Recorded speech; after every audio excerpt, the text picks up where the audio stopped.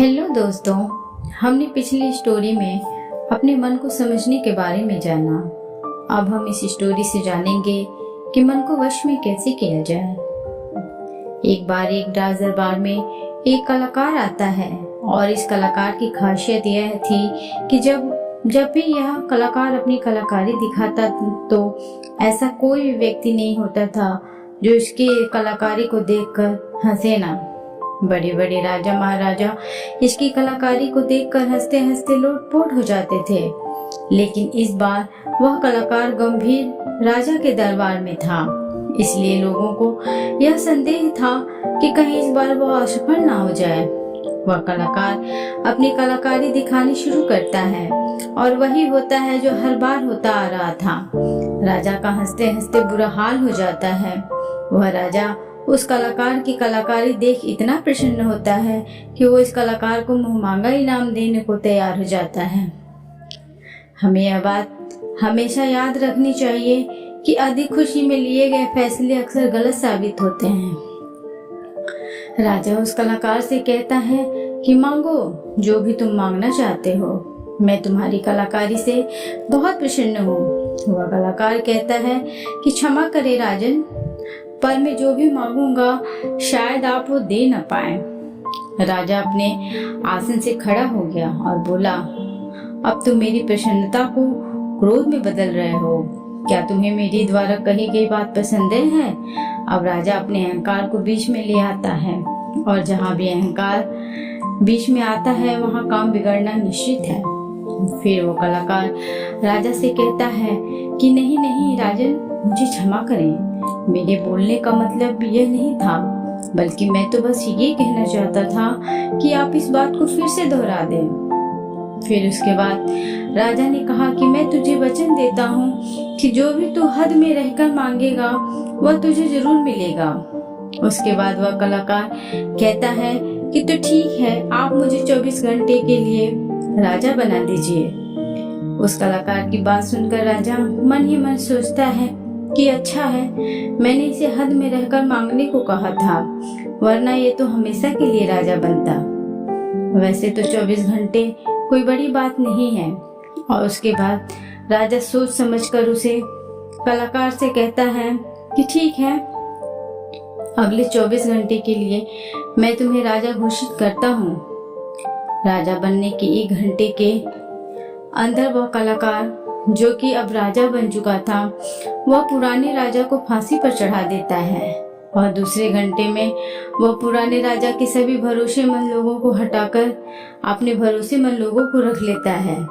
आप में से बहुत सारे लोग उस राजा को मूर्ख समझ रहे होंगे, परंतु असल में वह राजा कोई और नहीं बल्कि आप हैं और वह कलाकार आपका मन है।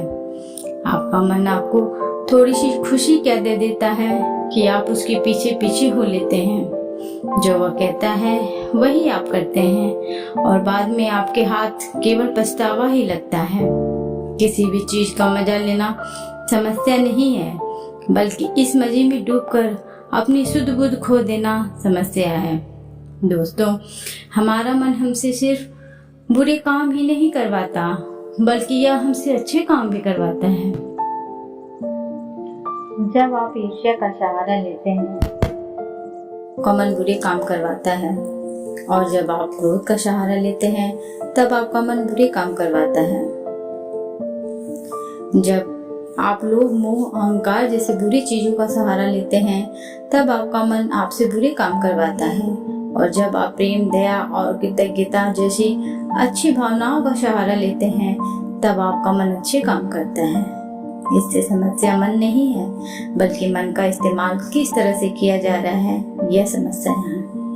गौतम बुद्ध ने जागरूकता को महत्वपूर्ण इसलिए बताया है क्योंकि जागरूकता के द्वारा ही हम अपने मन को नियंत्रित कर सकते हैं। मन को नियंत्रित करने का यह मतलब नहीं है कि आपके मन में निगेटिव विचार आने बंद हो जाएंगे। मन को नियंत्रित करने का सही मतलब यह है कि आपका कोई भी विचार आपको विचलित ना कर पाए। विचलित होने का अर्थ सिर्फ परेशान होना नहीं है, बल्कि खुश होना भी होता है। बहुत ज्यादा खुश होना समस्या नहीं है, परंतु उस खुशी में कोई निर्णय लेना समस्या है। ठीक उसी प्रकार बहुत ज्यादा दुख होना समस्या नहीं है, बल्कि इस दुख के कारण कोई निर्णय लेना समस्या है। अगर आप पूरी जागरूकता के साथ यह देख पाए कि सुख और दुख इन दोनों की अति में कोई भी निर्णय लेना दुख और पीड़ा को जन्म देता है, तो आप आंख बंद करके सुख के पीछे नहीं भागेंगे तो दुख आपके पीछे नहीं भागेगा। क्योंकि ज्यादातर लोग जिसे सुख समझते हैं वह दुख की परछाई है। अब लोग इस बात का यह अर्थ निकाल लेंगे कि हमें सुख का आनंद नहीं लेना चाहिए, जबकि यह अर्थ बिल्कुल गलत है। आप अगर सुख और दुख इन दोनों की अति में कोई निष्कर्ष नहीं निकालते हैं तो आप वहीं रहते हैं जहां आपको रहना चाहिए, मध्य बिंदु पर, जिसकी बात हर बार बुद्ध कहते हैं। मैं आपको मन के बारे में एक खास बात बताती हूँ। आपको कब ऐसा लगता है कि आपको अपने मन को वश में करना चाहिए? जब आप वो काम कर रहे होते हैं जो काम आपके लिए सही नहीं होता है, तब आपको महसूस होता है कि आपको अपने मन को वश में करना चाहिए, मगर वो काम आप फिर भी कर जाते हैं क्योंकि आपको उस काम को करने में मजा आता है। उदाहरण के लिए चुगली करना। आपको पता है चुगली करने से आपको कुछ भी फायदा नहीं होगा, फिर भी आप चुगली करते हैं क्योंकि चुगली करने में मजा आता है। परंतु धीरे धीरे ही आपको पता चलता है कि आप अपनी ही नजरों में छोटे बन गए हो। दोस्तों, गौतम बुद्ध द्वारा दिया गया यह सूत्र मैं आपको आज बताती हूँ जो आपकी जिंदगी बदल सकती है। और वो सूत्र है, जिन कार्यों को करने में शुरू में बहुत मजा आए तो वह काम आपके लिए हानिकारक है। उदाहरण तौर पर फनी और गंदे वीडियोस देखना, वेब सीरीज, जंक फूड खाना और सुबह देर से उठना इत्यादि। और जिन कार्यों को शुरुआत में कम मजा आता है या बोरियत महसूस होती है, वो काम आपका जीवन बदल सकती है। उदाहरण के लिए किताबें पढ़ना, व्यायाम करना, सुबह जल्दी उठना, ध्यान करना और इंटरनेट का सही इस्तेमाल करना इत्यादि। हमें यह समझना चाहिए कि हमारा मन केवल बुरे कामों में ही नहीं लगता, अपितु अच्छे कर्मों में भी लगता है। फर्क सिर्फ इतना है कि बुरे कामों में यह जल्दी लग जाता है क्योंकि बुरे काम करते वक्त शुरुआत में ही मजा होता है, और अच्छे कामों में यह देर से लगता है क्योंकि अच्छे कामों में मजा देर से मिलता है। इसलिए मजे के पीछे ना भागे, बल्कि सही काम के पीछे भागे। सफलता आपको निश्चित मिलेगी। दोस्तों, अब मैं आपको अपने मन को कंट्रोल करने का प्रैक्टिकल तरीका क्या है यह बताने वाली हूँ, इसलिए स्टोरी को ध्यान से अंत तक अवश्य सुने। दोस्तों, ज्यादातर लोग यह सोचते हैं कि मन को कंट्रोल करना मुश्किल है, और यह बात सच है केवल उन लोगों के लिए जिन्हें यह पता नहीं कि मन क्या है और यह कैसे कार्य करता है। जो लोग जानते हैं कि मन क्या है और यह कैसे कार्य करता है, उनके लिए अपने मन को नियंत्रित करना आसान है। तो आइए सबसे पहले यह समझते हैं कि मन क्या है और यह कैसे कार्य करता है। हमारा मन दो हिस्सों में बटा हुआ है, पहला चेतन मन और दूसरा अचेतन मन। चेतन मन को हम सब बुद्धि के नाम से जानते हैं। यह हमारे भीतर एक फिल्टर की तरह काम करता है। जो भी जानकारी हमारे अंदर जाती है उसे यह जांचता और परखता है।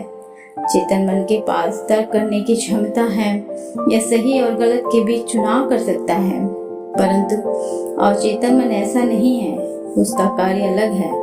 हमारा अवचेतन मन सही और गलत के बीच चुनाव नहीं कर सकता है। जो भी जानकारी चेतन मन सही मानकर अवचेतन मन में भेज देता है, वह उसका विरोध नहीं करता है, चाहे वह जानकारी गलत ही क्यों ना हो। एक उदाहरण देकर समझाती हूँ। मान लीजिए कोई व्यक्ति आपको कमजोर कहता है, मगर आप कमजोर नहीं हैं, तो आपका चेतन मन उस व्यक्ति की बातों का विरोध करेगा। मगर जब वह व्यक्ति उसी बात को आपसे बार बार कहेगा और उसी के साथ अन्य लोग भी उसी बात को बार बार कहेंगे, तो आपका चेतन मन इस बात को सच मान लेगा और आपके अवचेतन मन में भेज देगा। और अवचेतन मन का काम है जो बात उसके भीतर चली गई उसे सच साबित करना।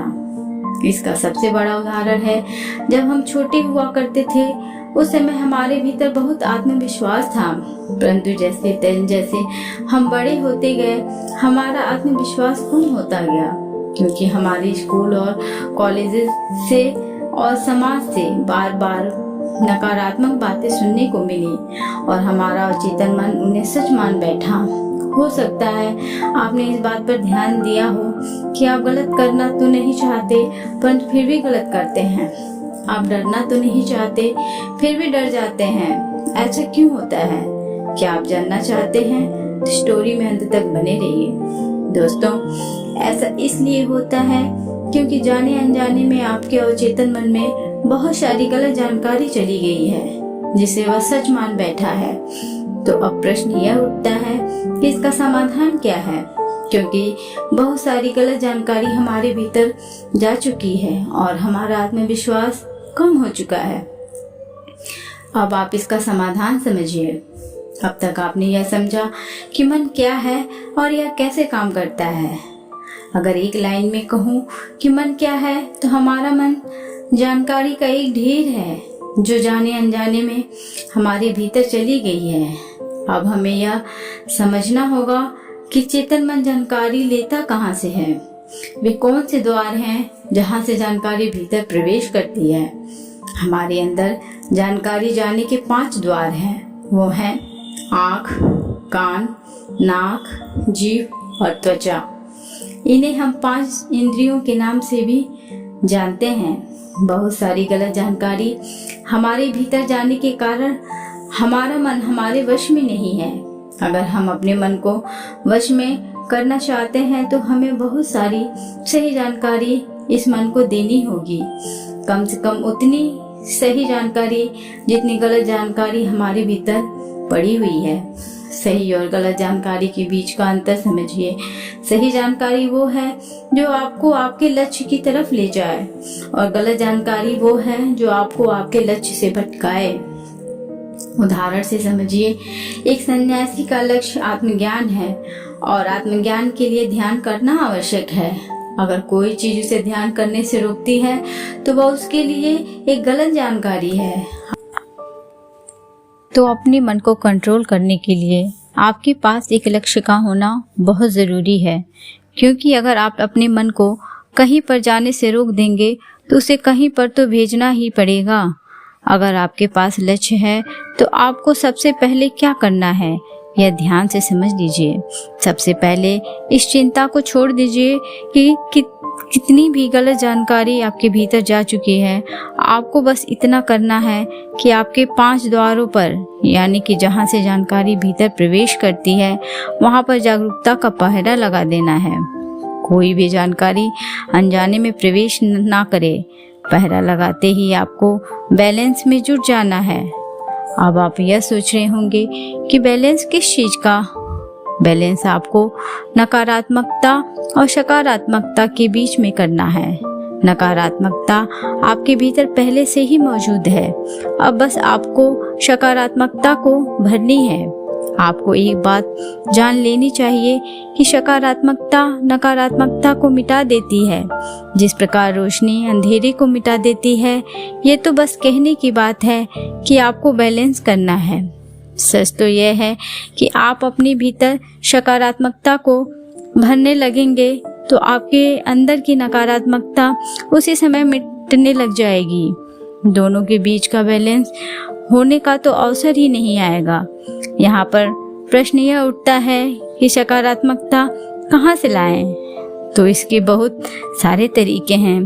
पहला तरीका यह है कि आप अच्छे लोगों की संगत करिए और उन्हें ऑब्जर्व करके उनसे सीख सकते हैं। अब ऐसे ही लोग आपके आसपास हो भी सकते हैं और नहीं भी। आप इंटरनेट, बुक्स और वीडियोस के द्वारा इनकी संगत कर सकते हैं। अभी हमारा मन गलत जानकारी में उलझा हुआ है जो अनजाने में हमारे भीतर चली गई हुई है, जिसके कारण हम अक्सर कहते हैं कि हमारा मन हमारे वश में नहीं है और हमारा मन किसी भी काम में नहीं लगता है। हमें यह समझना चाहिए कि मन हमारा है, हम मन के नहीं हैं। वही सुनो जो आपके लक्ष्य से जुड़ा है, वही देखो जो आपके लक्ष्य से जुड़ा हुआ है, और वही पढ़ो जो आपके लक्ष्य से जुड़ा हो, वही चखो जो आपके लक्ष्य से जुड़ा है। अगर आपका लक्ष्य खिलाड़ी बनना है तो आपको वही चीजें खानी चाहिए जो आपको खिलाड़ी बनाए। मन पर नियंत्रण रखने के लिए इंद्रियों पर संयम रखना आवश्यक है, और संयम के लिए अनुशासन आवश्यक है, और अनुशासन के लिए सही निर्णय आवश्यक है जो आपको भी लेना है। दोस्तों, मैं उम्मीद करती हूँ कि मेरा ये आज का उद्धरण आपको अवश्य पसंद आया होगा। अगर पसंद आया है तो प्लीज़ इसे लाइक, शेयर एंड सब्सक्राइब जरूर करें। Thanks for watching.